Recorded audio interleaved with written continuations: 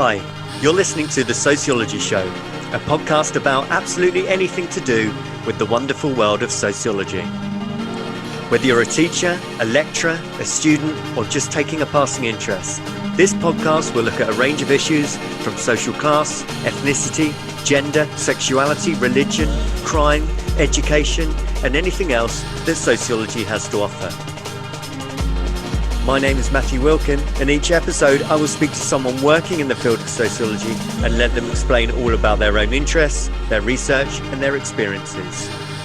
So, put your earphones in, turn the volume up, and let's be sociology geeks together, eh? Hello and welcome to The Sociology Show. The Sociology Show podcast is brought to you in association with Tutor2You Sociology, the exam performance specialist for A-level and GCSE sociology students and teachers. And so you can visit their website, which is on tutor2you.net/sociology. And once you're on there, you can pick up revision guides, flashcards, revision videos, and everything else that you need for your A-level or GCSE sociology studies. And so my guest for this episode is Dr. David Scott. David, thank you very much for joining me. No, thank you for inviting me on, Matthew. Thank you. Do you want to tell us a little bit about who you are, what you do, David? Okay, thank you, Matthew. I'm Dr. David Scott, and I work at the Open University. And I've been working in the field of criminology, and specifically issues around prisons and punishment for the last 27 years as a teacher and activist scholar. And my research has revolved around doing ethnographic studies of prisons. So my first work in prisons was actually back in 1996 when I did an ethnographic study of 6 prisons in the northeast of England. And I've done prison research on and off for a number of years following that. I've also written extensively from a critical perspective, a perspective which is known as penal abolitionism, on issues around crime and punishment. And hopefully we'll go into some of that kind of finer details of what penal abolitionism entails as we go through this discussion. And I've written a number of books largely in this kind of perspective, including Against Imprisonment, For Abolition, and most recently the International Handbook of Penal Abolition, which is published in March 2021. Thank you, David. Thank you. You've mentioned the word a few times already, so I reckon we should get stuck into what we mean by that, a kind of a definition of what abolition actually means. Yes, thank you, Matthew. I think it's really important whenever one's studying anything to be very clear about definitions and the broader kind of terminology and concepts that are being deployed.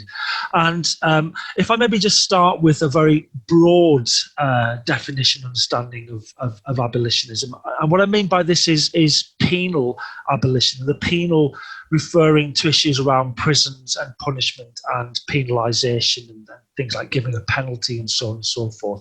And the idea of abolitionism is obviously to bring that form of mindset to an end, to bring the mindset of looking to punish and to penalise to an end. And many aspects of penal abolitionism are really about removing the presumption of punishment, the presumption of penalisation as an appropriate response to human misconduct.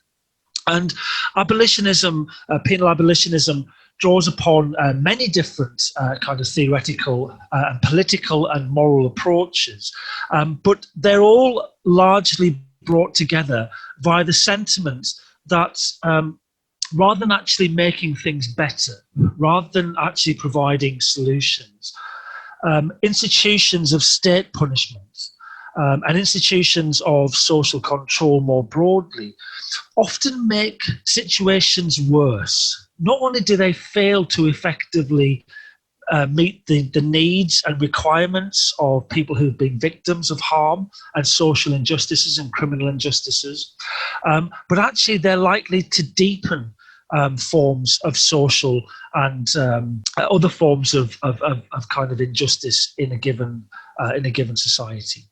And I mean, that's quite common, isn't it? I've spoken to lots of people within criminology. Professor Fergus McNeill came along the same viewpoint as well. So if it's generally understood that kind of punishment of that form doesn't work, why does it persist? Why does it continue, David?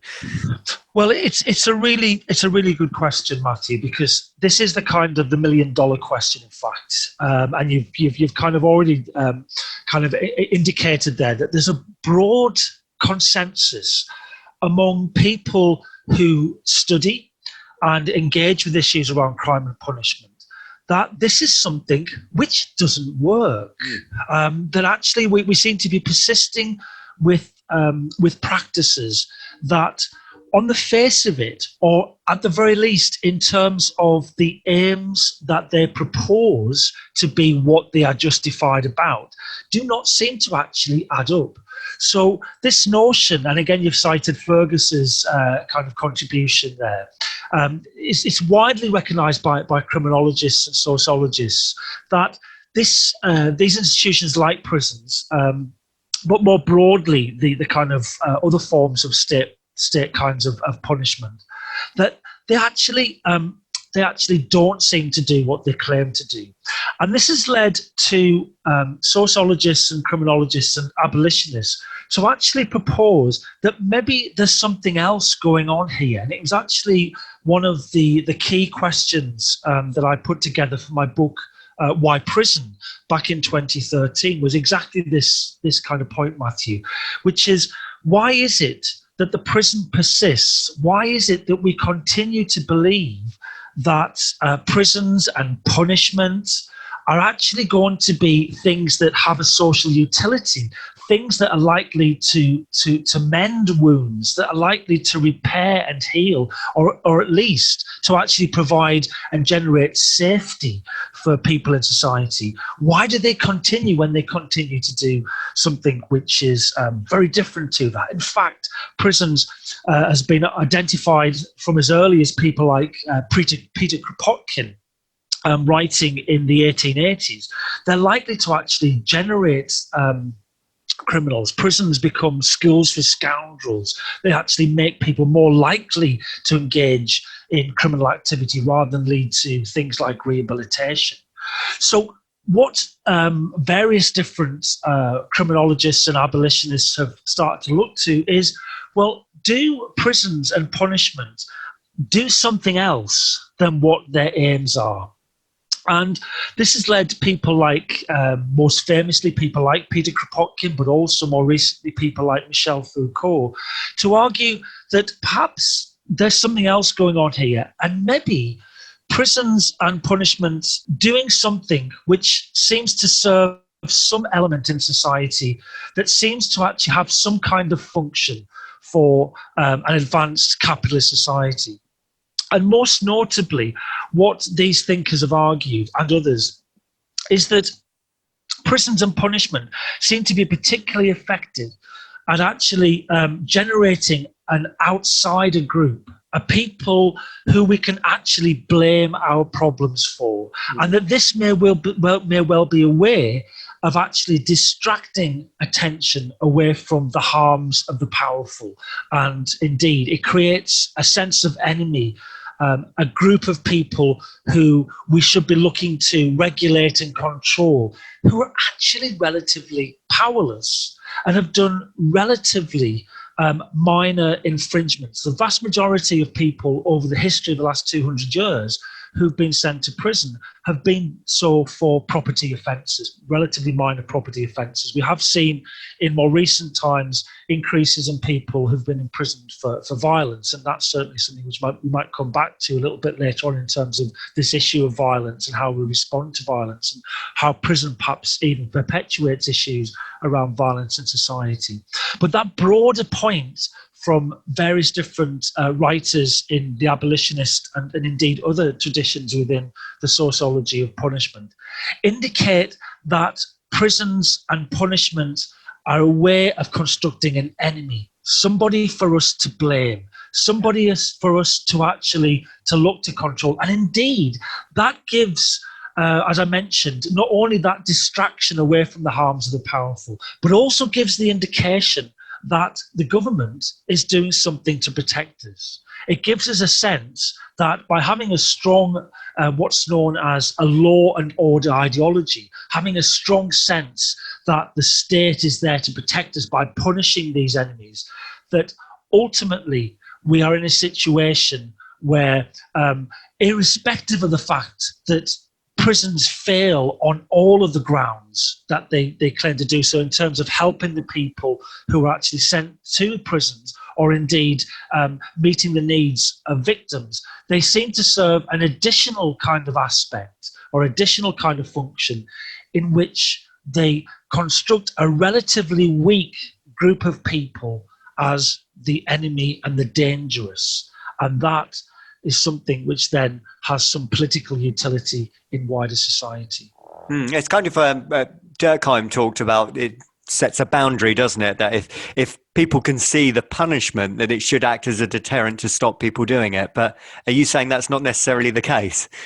Well, I think it's interesting. I'll come maybe back to both points on that, because I think it is interesting to think about what Durkheim had to say, which was very, very important. And Durkheim emphasised the symbolic aspect of punishment, and that it was indeed, as you say, a way of kind of boundary setting. It was a way of kind of saying that we needed to have some firm boundaries about what acceptable and unacceptable behaviour was. And that symbolism was really, really important. But one of the key aspects of Durkheim's approach is that Durkheim kind of recognised that this was all kind of grounded within the relative weakness of solidarity in society. And indeed, for Durkheim, the stronger the bonds and the stronger the solidarity in society, the less the requirement for punishment. And indeed, he kind of very much grounded his understanding of punishment as a form of denunciation within that kind of sense of solidarity. But also that kind of solidarity was very intimately connected to broader forms of social inequalities. And when Durkheim started to talk about this notion of the various different laws of penal evolution, for example, and when he started to talk about this notion of trying to get to grips with that kind of moral foundation of society, which is what Durkheim very much aspired towards, he was bringing into focus and bringing into question the profound economic inequalities within a given society. And indeed, if you follow the trajectory of Durkheim very, very closely, what you find is that he is ultimately arguing that there is less need for those boundaries around the edges of society in terms of what is deviant and what is criminal and so on and so forth. The stronger the social solidarity that exists and the lesser the inequalities. Now that leads me to your second point there, Matthew, which is also very, very important, which is this notion of deterrence. And the deterrence argument is something which certainly in terms of the symbolic denunciation is connected to those ideas of Durkheim, but is also connected to the Marxist approaches to thinking about punishment and prisons in particular. And what Marxists have kind of highlighted is that one of the key messages that prisons was intended to send going back to the 18th century was very much around the sense of sending a message to the poor, sending a message of deterrence to the poor, that if you didn't follow the rules, you would end up in the big house. You would end up being punished. And they talked about this notion of less eligibility, this idea that prisons would be deliberately institutions that were based in conditions that would be lower than the normal working conditions of an average labourer. So they were kind of indicating that prisons had to be austere and unpleasant institutions because of that very notion of deterrence itself. And they argued that was intricately bound together with the nature and development of advanced capitalist societies. Now, that, of course, is a very, very important and kind of prescient argument. But when we've looked at the issues around deterrence, what we kind of have found is that this notion of deterrence really isn't something that it's ever possible to measure, because you can't measure what somebody doesn't do. So while some people would still argue for this idea of prisons as a place of deterrence, prisons as a place where actually you would send people to deter both the individual themselves, but also wider society. And there's what's known as individual deterrence and general deterrence, and Durkheimian ideas that we've talked about, and in particular the Marxist ideas that we've kind of referred to, are very much focused on that notion of general deterrence and a way of controlling people by looking at somebody who's been harmed by the state in terms of penal institutions. Whereas when we actually look at this idea of individual deterrence, it's impossible really to measure. And in fact, there's kind of another argument which is very, very significant around deterrence here, Matthew, which is that what deters one person isn't necessarily going to deter somebody else. So whereas both of us might be very strongly deterred by the thought of getting a prison sentence, or indeed any other form of kind of punishment from the state, because we've got something to lose. We're actually in a situation where, you know, we'd lose our jobs, our reputations, and so on and so forth. But for somebody who's had a very, very difficult childhood, somebody who's really, really struggled in terms of schooling, somebody who might well have developed a substance or drug use habit, somebody who might have mental health problems, somebody who might feel on the outside of society because they've been physically or sexually abused, which actually are the characteristics of the people that we do send to prison. If somebody like that, who's actually pretty much got nothing to lose, what's the deterrent element? So for the very people, the argument goes that we are looking to use the deterrence of imprisonment as a way of actually putting people off crime and criminal activity in terms of those from impoverished social backgrounds. It's actually the least likely to work. Yeah. So it raises kind of really profound questions. But what comes back through all of that, Matthew, is this notion of social inequality. The Sociology Show podcast relies on the kind contributions of sponsorship and donations. If you enjoy the show, then you can help with the hosting costs by donating as little as £5 on the GoFundMe page. Simply visit uk.gofundme.com and search for The Sociology Show. If you can donate, then you will be sent a Sociology Show pen as a small thank you for your continued support of the show. Yeah, that makes sense, doesn't it? I was thinking, because you mentioned about the morality, particularly when you were talking about Durkheim as well, and the morality and ethics of abolition, and what does this mean for everyday discussions about prisons then? Well, I think that's a really good point, Martin. And indeed, this is something which, I guess, from an abolitionist perspective, is something which I've been very much looking at in the last few years. And indeed, going back to my very first work on prisons back in 1996, I was actually asking the very question about the morality of prisons in terms of how prison chaplains were able to actually undertake their role within the prison, given their very specific ethics and virtue ethics that kind of chaplains held in terms of their Christianity, given the kind of very nature and very dehumanizing place that is prison. And that's kind of come through in terms of my one of my more recent books, which is For Abolition, which looks very much at prisons within the context of socialist ethics and the notions of morality. But just to answer your question in terms of this notion of the relationship between morality and abolition, I think it's probably helpful to start by giving a definition of both morality and ethics, just so we know where we kind of stand this, and then leading into that kind of discussion around penal abolitionist kind of interpretation, and how that takes us into a very, very profound critique of both prisons and punishment. So I suppose by morality, what is widely held that to entail is this notion of having a sense of obligation or responsibility for the well-being of others.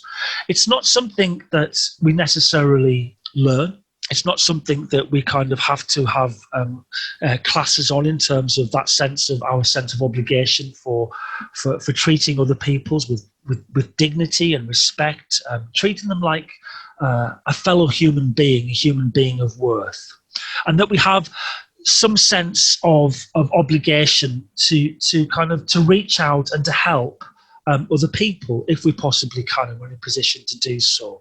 And much of morality, much of ethics more broadly, is kind of starting from that point of that sense of obligation for other people. Ethics is really the codification of these principles, and you have then different kind of ethical perspectives, and ethics is something which we do study. Ethics is something which we then can look at in terms of moral guidelines and principles and codes and practices and so on and so forth.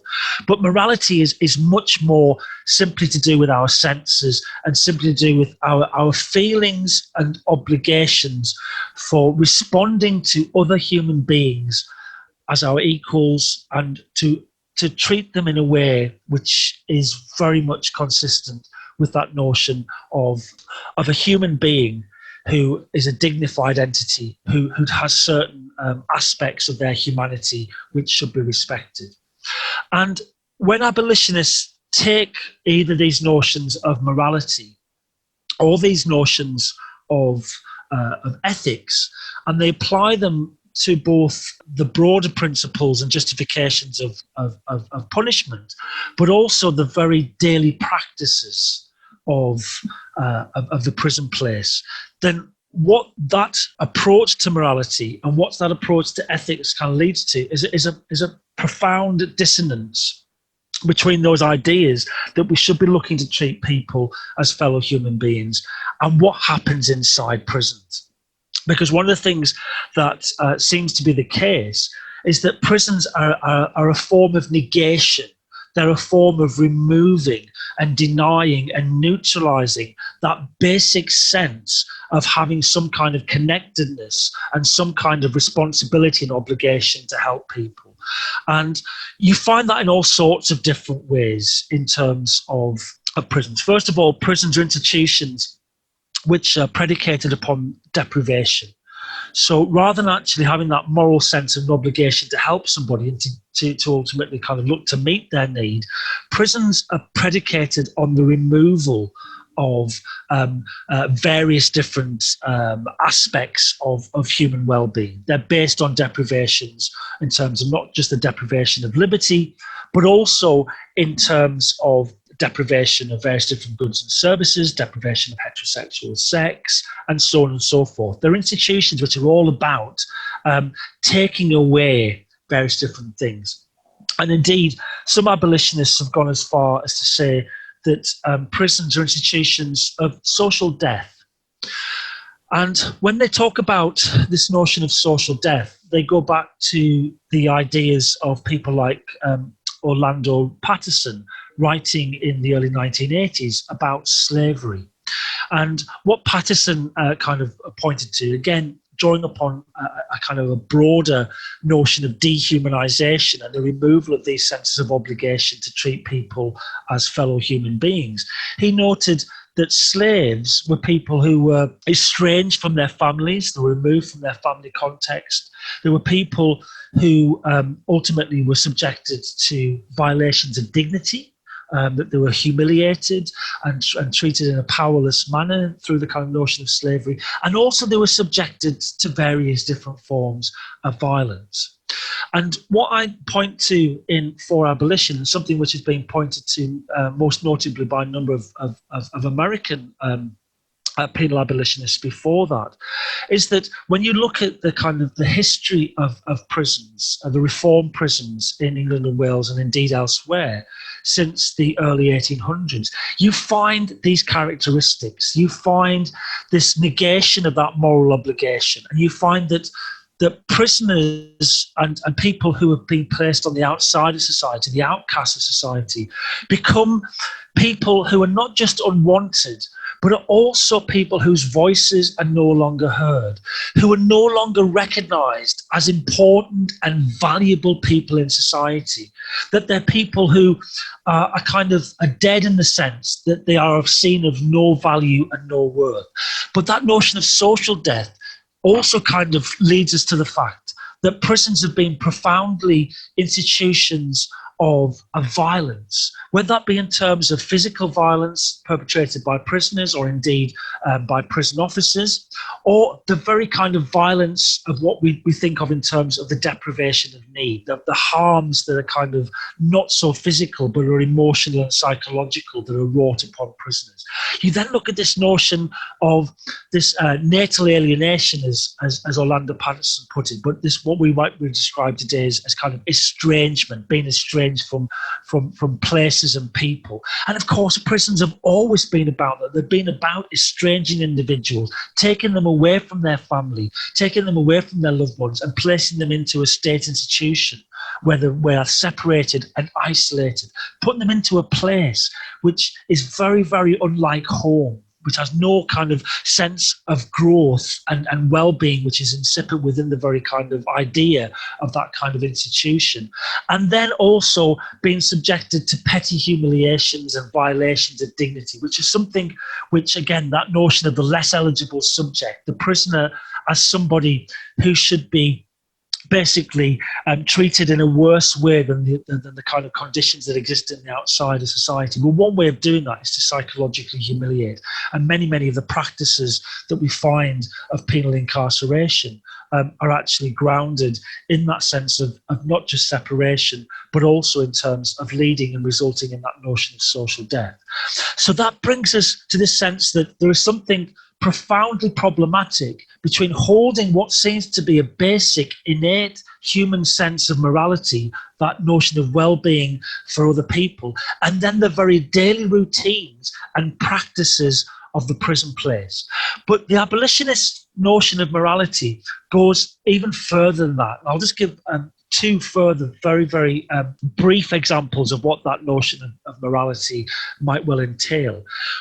I'll go back to Durkheim to start with, because we've already kind of indicated there that Durkheim was effectively a moral philosopher. He was a moral idealist who often constructed as a dry functionalist, looking back on society. Durkheim was somebody who had a very profound moral vision of going forward. And I've always found the similarities between people like Durkheim and Peter Kropotkin very, very interesting. And the reason why there are similarities, although there are also significant differences, Durkheim wasn't an abolitionist, whereas Kropotkin was. They both find much of their kind of inspiration and roots from the early French socialism of people like Pierre Joseph Proudhon, who himself was somebody who was imprisoned and had a very, very strong critique of current ideas of justice at that time, but also was very critical of punishment, and indeed was one of the kind of earliest people to propose abolitionist sentiments, certainly within the kind of socialist tradition. So you have that kind of notion of people like, as we mentioned, Durkheim, but also that broader tradition, which is focused on morality. And as I mentioned earlier, Durkheim's sense of the moral aspect of society, and an immoral society is a one which is rooted in profound forms of inequalities, social and economic. It's founded in divisions, not just around class, but also around gender, disability and age, and issues around sexuality and gender and race. So all those different things that actually come together to imply that a society is fragmented.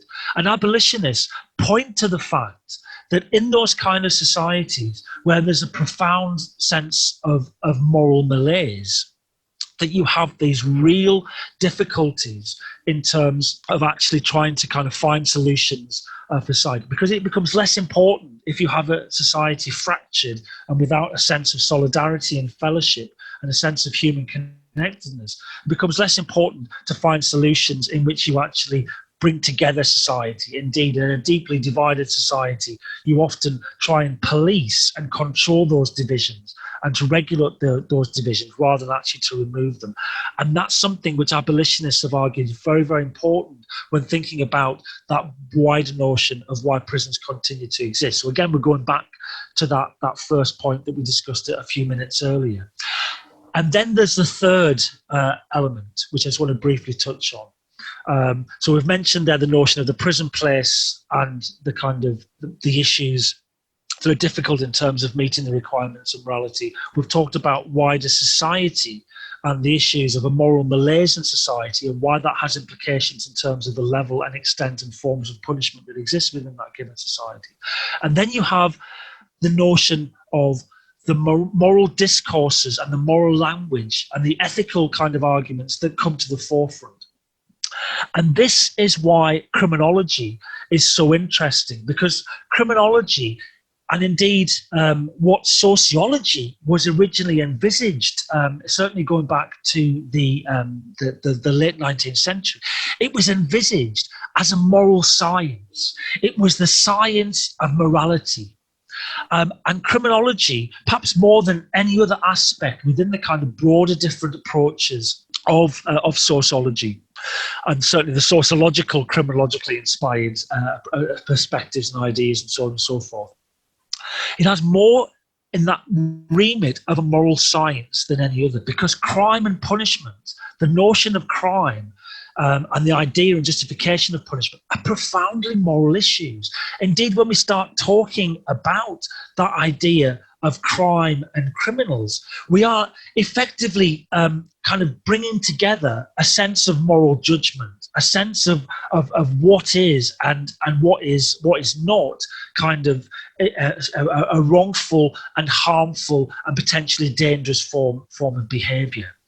And what abolitionists do in terms of looking at this in terms of a moral lens is they start to consider how we construct morality and how we construct that debate about what is moral and what is immoral within the lens of the law and order ideology. And this is something that was introduced by the Gramscian-inspired thinkers, Stuart Hall and others, in their classic work from 1978, Policing the Crisis.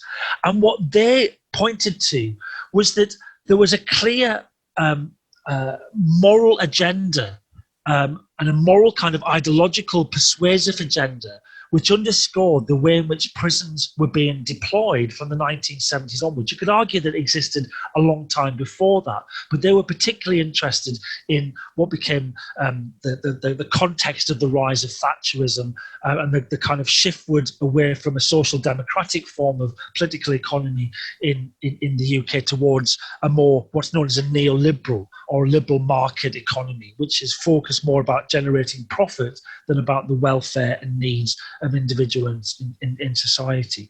And the kind of morality that was captured within this phrase, the law and order ideology or the law and order society, was one which was about the lock 'em up and throw away the key. That it was moral, it was good to have a sense of punitiveness, that it was an appropriate moral position to take to identify and to call strongly for a harsher and more punitive form of control of individuals who've done wrong. So what abolitionists try and shine a spotlight on is the very rigid and the very kind of limited moral discourse on the limited level of moral ideas that exists within that notion of the law and order society, and to offer an alternative. And to offer an alternative form of morality, to call out in a certain way the limited moral directiveness of the law and order ideology, and to say, well, actually, if we take this notion of morals, if we take these notions of ethics as about trying to deal with and having a moral obligation to help other people, then we shouldn't be quite so judgmental. We should try and understand. We should try and situate the kind of harms and problems that exist within society, within those broader social divisions and inequalities, because two things immediately arise from this. First is that when you look at that notion and you problematize the law and order ideology from a moral perspective, and you do so within that broader context of social inequalities, you see immediately that prisons and punishment, and indeed the definition of crime itself, are focused on the kinds of behaviour and ultimately the kinds of people who come from the lower socioeconomic and political society that we live in.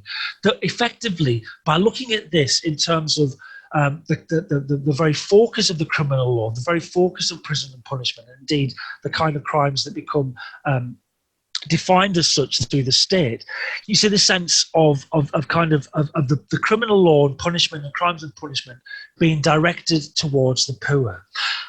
And what's missing then are the kinds of harms, the kinds of wrongful conduct, and the kinds of difficulties that are generated by the powerful. And in particular, those kinds of harms and troubles and difficulties, and indeed potentially things as serious as avoidable and premature deaths, which are generated by corporations and the state. And so abolitionists not only kind of problematize the moral basis of the prison, and indeed question the way in which the political economy of a given society operates, but also look at the ideology, the moral ideology underpinning it, and question that very sense that we are really dealing with the most dangerous people in society. We're really dealing with the most harmful forms of difficulties and problems and troubles in society, because there's so much that's actually missing within this. We actually don't focus on the kind of deaths that are generated by states, whether directly or indirectly. And indeed, governments over the 20th century ended up with hundreds of millions of people around the world being killed by their own government. And that's not even including issues around war. So you have this sense that those people in positions of power and governments have been incredibly dangerous and damaging on a wide-scale level to their own people. And whether that be kind of things like the terrible incidents like genocide, or by simply policies which have actually been particularly dangerous for individuals. And then you look at the kind of harms and wrongdoings that are done by corporations, whether that be around the environment, whether that be around issues to do with the corrupt practices that operate almost on a daily basis within very many forms of corporate organisations, and indeed the naturalisation of corruption between governments and corporations in the state corporate complex.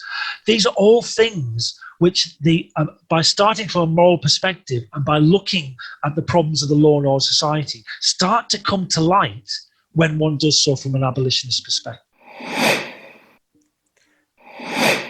So with that in mind, David, I guess the obvious question is, what the alternative? What's the alternative? What do you argue in your book, For Abolition? You argue about moving towards decarceration. So what would be the alternative to punitive measures and the prison?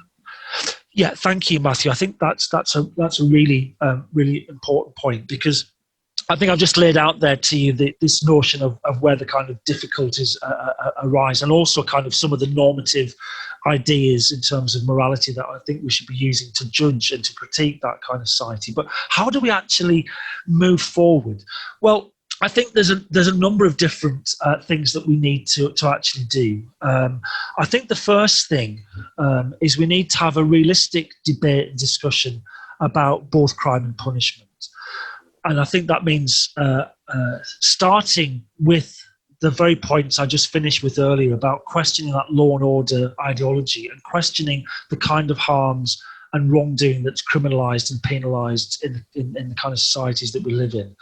So I think we start by actually trying to unpack and having a real genuine debate about what is crime, or what we kind of understand and refer to as crime, and is that really the way in which it captures all the different forms of harms and problems and wrongdoing in our society. And then we need to look very seriously at that as a wider society, because I think it is important that we do this as a wider society. I think that the role of myself and others as an abolitionist is to be an educator, is to be somebody who is prepared to kind of go out on a limb and perhaps make unpopular arguments sometimes, but also trying to generate a sense of kind of discussion around what actually the law is actually kind of focused on at this given time, and the people, most notably, that that are focused on in our given time, because it's not so much what somebody has done as to who they are, which is massively important in terms of whether they're criminalised or not, because everybody does wrongdoing, but only a very small number of people ever seem to get, or with a particular kind of social circumstances and backgrounds, seem to end up being sent to prison. So having that genuine debate, looking towards really kind of setting up a kind of deeper form of democracy in our society, because we're not going to get anywhere without having that genuine kind of democratic dialogue and having that genuine kind of democratic debate. So as well as kind of having that sense of unpicking and rethinking the crime and punishment ideology, we need to be looking towards deepening democracy in our society more broadly. It's something which is profound. There should be no way forward without a much more democratic kind of society, whether that be at local level or whether that be moving around up into a kind of national or even indeed international kind of level. Because the greatest way to actually to achieve a more equitable society, which is something which I suppose I've already indicated is something which is very, very important in terms of moving forward, because the abolitionist critique is highlighting the problems of inequalities in society as being one of the main kind of factors behind the why prison continues to persist. We need to actually be looking and saying that we need to say, look, right now, we need to have a democratic approach, and we need to have an attempt to address the kinds of inequalities that exist in our society. So the third element, alongside having a genuine debate and having a much more focused and calls for a much more democratic society, we need to have a shift towards eradicating some of the biggest social evils that we face in terms of things like poverty. And we need to have what I would describe, Matthew, as a real utopian approach. And what I mean by a real utopian approach is something which is kind of has these broader aspirations, this utopian element, recognises the importance of kind of morality and so on and so forth in terms of moving forward, but also has a pragmatic approach, something that we can do right now, because what we need are interventions that actually are both long-term and short-term. So to try and address the social inequalities and economic inequalities that actually characterise our society, we need to be calling for things like a basic minimum income. We need to be saying, look, how can we actually move forward in a way which will ameliorate some of the biggest harms in our society generated by poverty, but also will kind of give people a chance to actually move forward in their lives. And things like a basic minimum income would effectively abolish poverty. And poverty is actually a much more significant factor in understanding why people are sent to prison than the behaviours and criminal activities that they've actually undertaken. It's the poor that we send to prison. The rich get richer, as Jeffrey Ryman said back in 1979, and the poor get prison, because that's very much how the system seems to work. So we need to look at that latter part and see if we can actually try and generate interventions that will move forward in terms of addressing those broader inequalities. And then it's how do we respond? How do we actually try and take forward, I guess, as a fourth point, how do we try and take forward the best ways to deal with the kind of harms and wrongdoing that exist in our society? And I suppose I'd start by talking about accountability of those in positions of power. And actually start, which might be a little bit kind of off key, but by start when talking about how to respond to crime, by actually thinking about the harms and wrongdoing that's perpetrated by states and corporations. And actually the first thing that we need to do is try and make those institutions much more transparent, much more kind of open and democratic, and much more likely to be held answerable for the kind of behaviours that they actually kind of do undertake, sometimes on a daily basis, a corporation, which for us on the outside would look to be illegalities. So I think we need to be looking to have a genuine form of accountability for those who actually do perpetrate the greatest harms and wrongdoing in society, i.e. states and corporations. But alongside that, we need to have interventions which really work for victims. we need to have a victim-orientated approach. And I think this is something which abolitionists sometimes get a little bit of a bad name for not being interested in victims. And the irony is, Matthew, is that penal abolitionism is perhaps the most victim-orientated approach that exists within the various different criminological perspectives. Because abolitionism is very much saying one of the major reasons why we have a problem with the way in which prisons and punishment currently operate is because they fail to address the needs of the victim. So alongside saying that prisons and punishment are all about regulating and controlling the kind of people from impoverished social backgrounds, in the main, there are exceptions, of course, of people from the higher echelons of society who end up being in prison, but they are relatively rare. And I think the word tokenism comes to mind in terms of thinking through some of those kind of aspects of when people from the middle and ruling classes are actually end up being imprisoned. But in the main, prisons have been and continue to be about punishing people from impoverished social backgrounds. So there's that side of it, but abolitionism are also really important in terms of saying we need to actually address the needs of the victim. We need to have something which makes things better.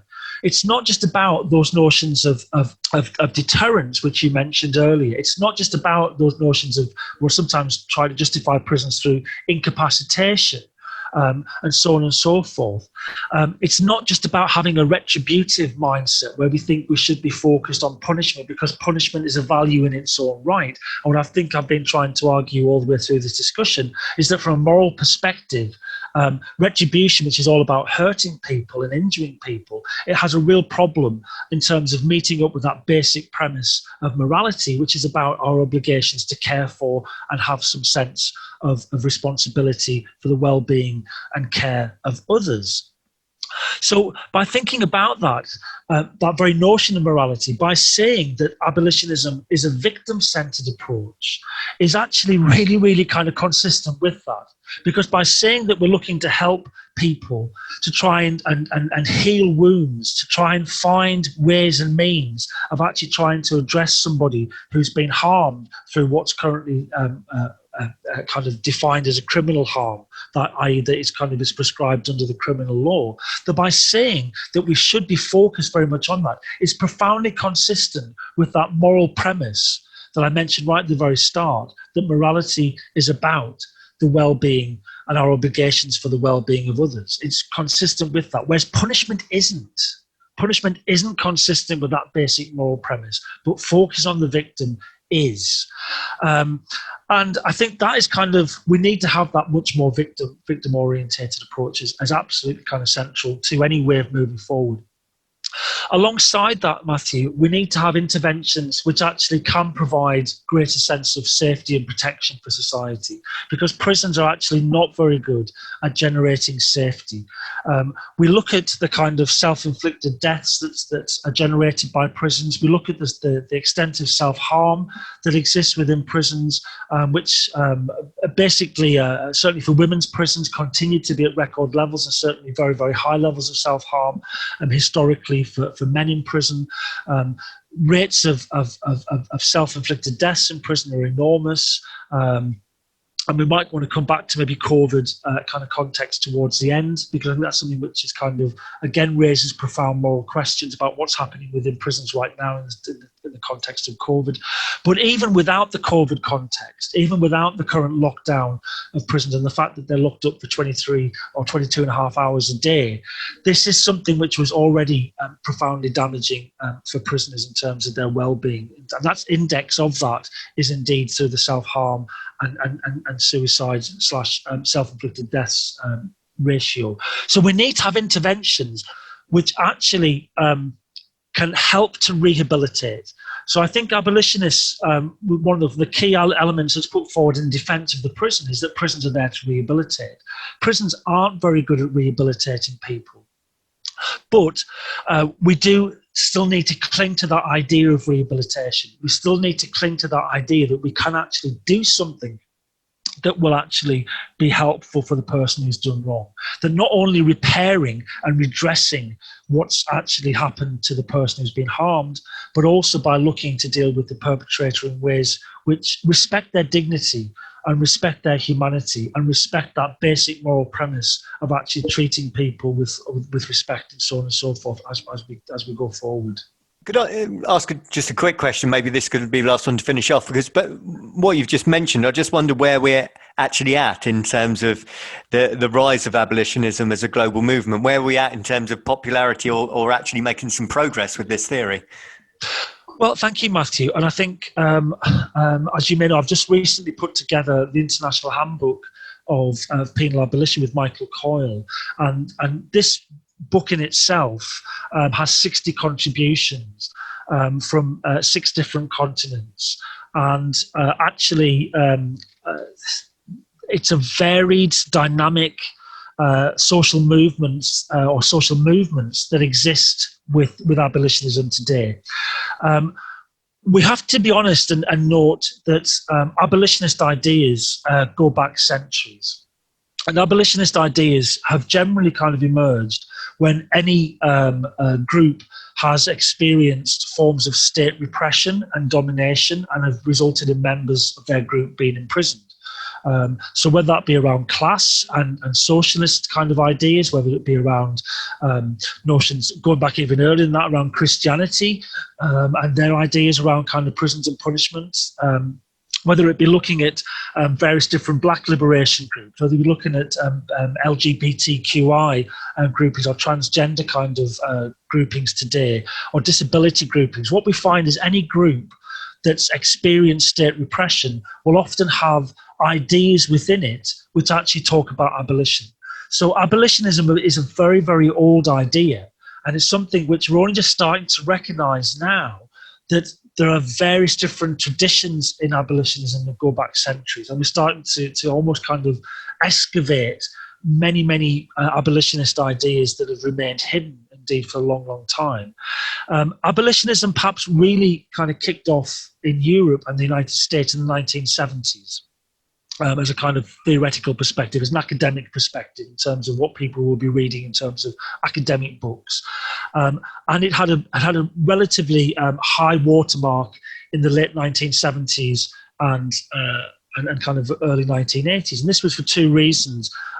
First of all, because you had that movement in the 1960s with the rise of the New Left and the rise of feminism, where you kind of had this mass kind of liberation kind of argument, and abolitionist ideas and indeed broader forms of critique of crime and punishment rode off the back of that from the 1960s into the 1970s. And then you had the immediate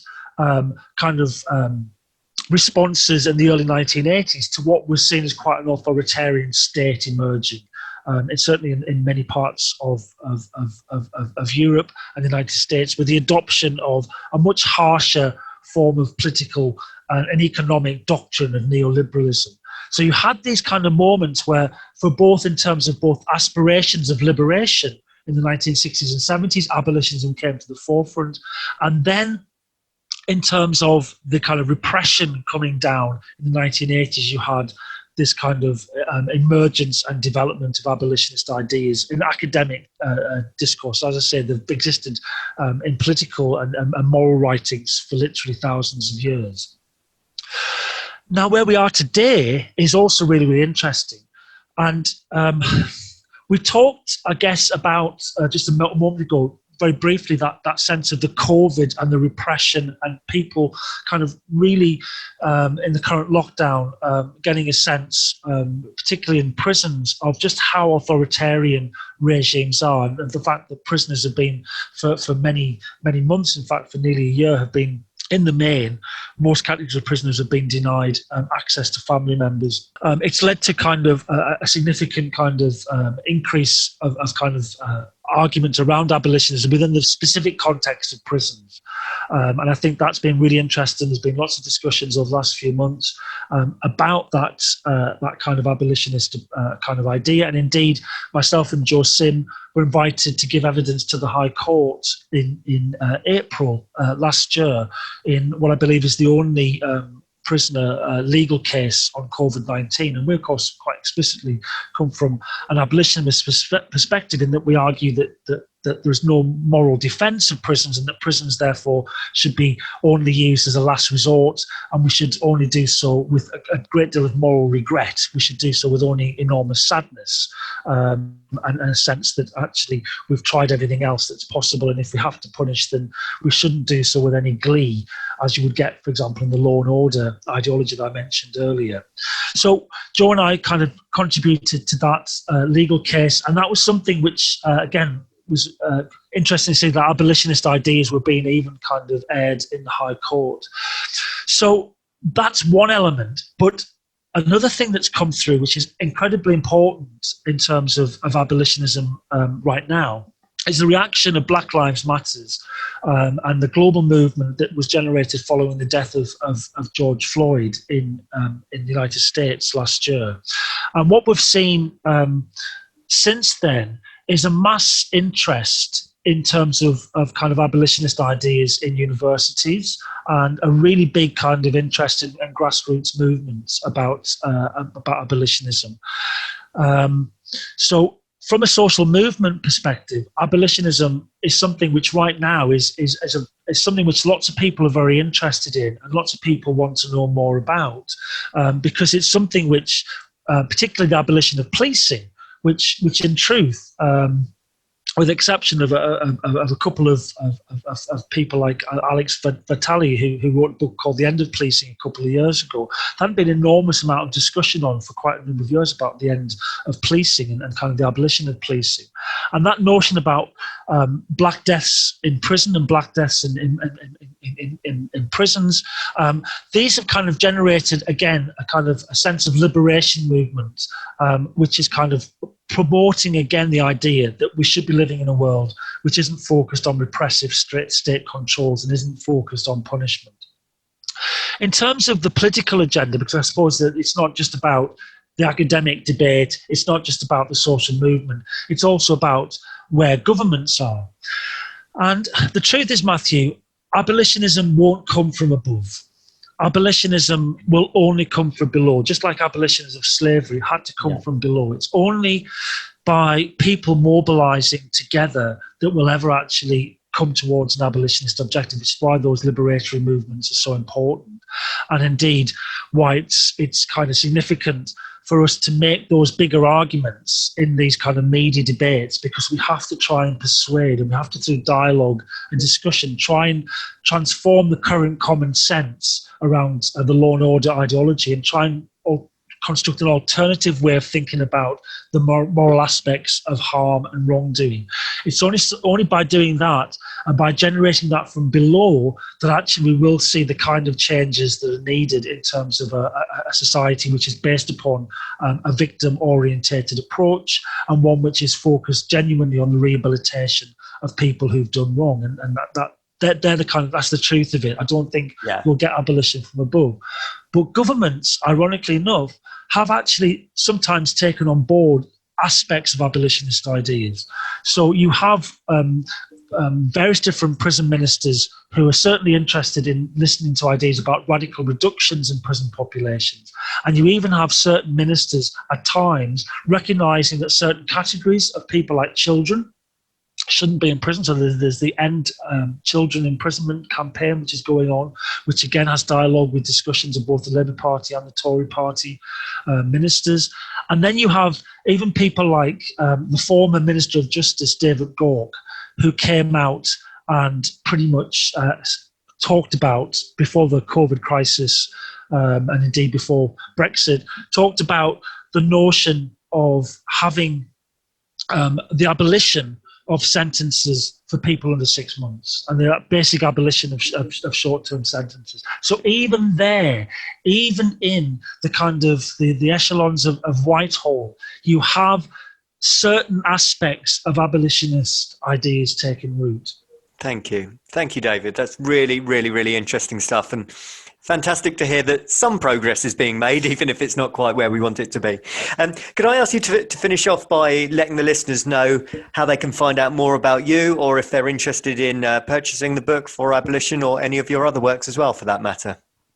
Okay, well, that's very generous of you. Thank you. Thank you very much. much, Matthew. Most of my work is actually available free, and I've put most of my work up on various different websites, which include Academia Edu, Figshare, and also ResearchGate. So most of my papers, you can simply, if you join up to one of those three, and they've all got millions and millions of kind of people who are kind of registered for them. But students anywhere can sign up and become a member of Academia Edu, ResearchGate, or Figshare.